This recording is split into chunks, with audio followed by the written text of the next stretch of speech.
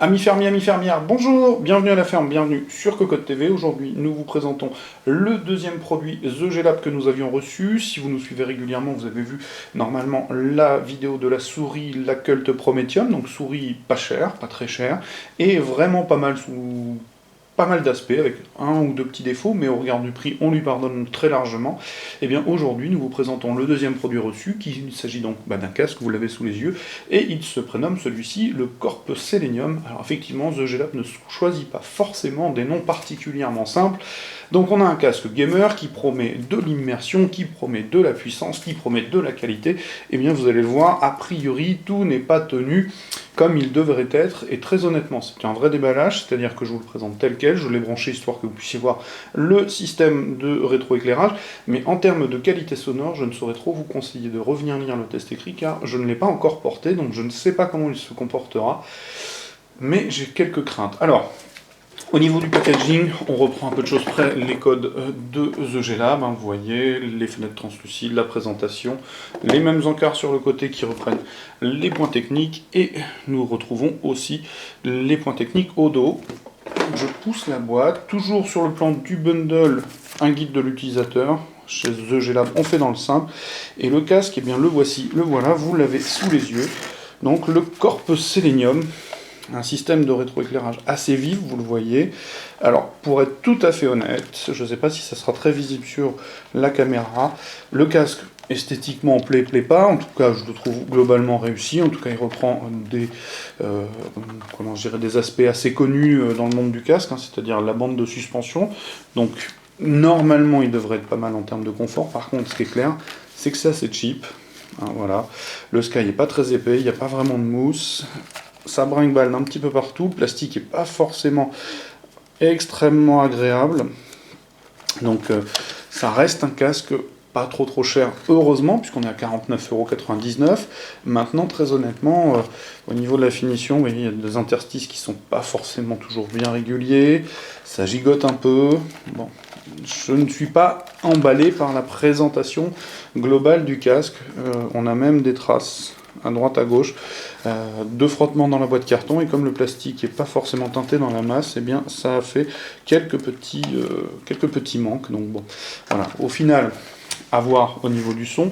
Ce qui est sûr, c'est qu'on retrouve donc les deux arceaux, les deux tiges métalliques, le système de suspension avec un bandeau badgé The G-Lab sur l'extérieur en sky et sky bleu à l'intérieur avec toute petite épaisseur de mousse, une bande de plastique qui tiendra donc l'élastique qui fait office de suspension, les deux parties dans lesquelles transitent les arceaux, qui rejoignent donc une platine badgée du Erlenmeyer de la marque. On retrouve des rayonnages un peu type jante avec du mesh, une rondelle en plastique noir, la coupole étante plastique aussi.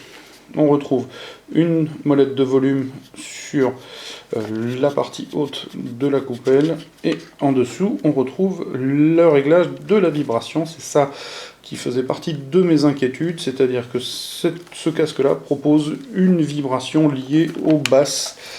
Pour avoir testé quelques casques dotés de ce système, j'ai pas trouvé le système extrêmement pertinent ni agréable. Donc une perche de micro rétractable, souple, avec une petite partie en plastique, là aussi finition pas exceptionnelle, donc on range. Sur l'intérieur, on va retrouver un sky doux, un peu plus épais, nettement plus épais que celui-ci. Non, pas vraiment à vrai dire. En tout cas, il y a plus de mousse, donc il donne l'impression d'être un peu plus épais, mais globalement c'est le même sky. Celui-ci étant ici, il est assez doux. Là, il est un peu moins bien. Bref. Une toile acoustique bleue au fond. Et on a fait à peu près le tour du casque. Donc au niveau des caractéristiques techniques, vous voyez d'ailleurs le petit manque de qualité, il suffit de regarder un peu la souplesse de l'arceau. Donc au niveau des caractéristiques techniques que vous apprendre sur ce Corp Selenium, il bénéficie de HP de 50 mm. Il dispose d'un son X-Bass stéréo, à voir ce que ça donnera. Le poids est à 420 grammes a priori, il couvre un spectre courant de 20 Hz à 20 000 Hz, sur une impédance de 32 ohms.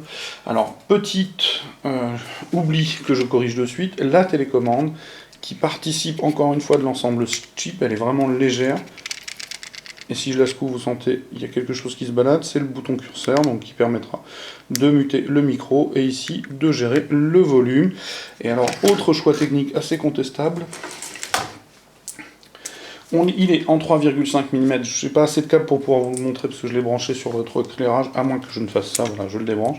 On a un 3,5 mm avec un adaptateur 3,5 mm femelle vers de 3,5 mm mâle pour le PC, et je suppose que le système de rétroéclairage bénéficie de l'USB ici, donc c'est un casque qui vous prendra un USB. À voir s'il y a un pilote à télécharger, je ne le pense pas, je regarderai, mais je suis presque sûr à 98,9% qu'il n'y en a pas. Donc il s'agissait de la présentation du Corp Selenium de The G-Lab. Alors clairement, l'impression au déballage, c'est quand il s'agissait de la souris, on était plutôt emballé parce qu'elle est pas mal. Là, on n'est pas tout de suite emballé.